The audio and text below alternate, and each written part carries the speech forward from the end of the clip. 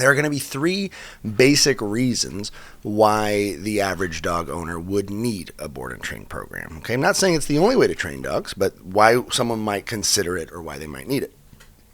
Number one, I need my dog to be better faster. Right? Doesn't necessarily mean there's any behavioral problems. I just need a dog to get better faster.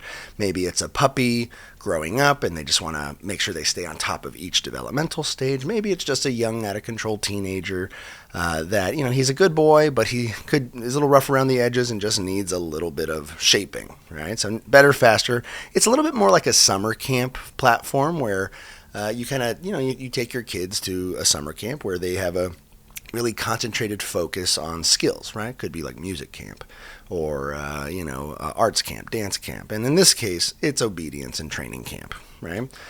The second reason you might send a dog to a board and train program is because you yourself have no time to teach them. Right? I kind of relate to this where, when we were kids, our parents didn't really have time to homeschool us and teach us everything we were supposed to know. So what they did is they outsourced us to schools. And our teachers' jobs were to teach us these concepts and fundamentals.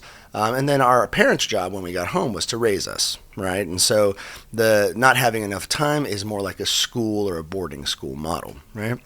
And then the third reason that you'd want to drop your dog off at a board and train program is if the dog is in need of environmental change. And so this means that the environment is actually contributing to the negative behaviors that the dog might be going through, right? So we treat this a little bit more like a rehab. So, if your dog is extremely protective and defensive and aggressive in your neighborhood or your home, sometimes that factor makes it really, really hard to teach the dog new processes. So sometimes we have to take the dog out of that environment, teach them new processes and concepts, and then we can transplant that back into the environment and try to counter condition a lot of the triggers in that environment.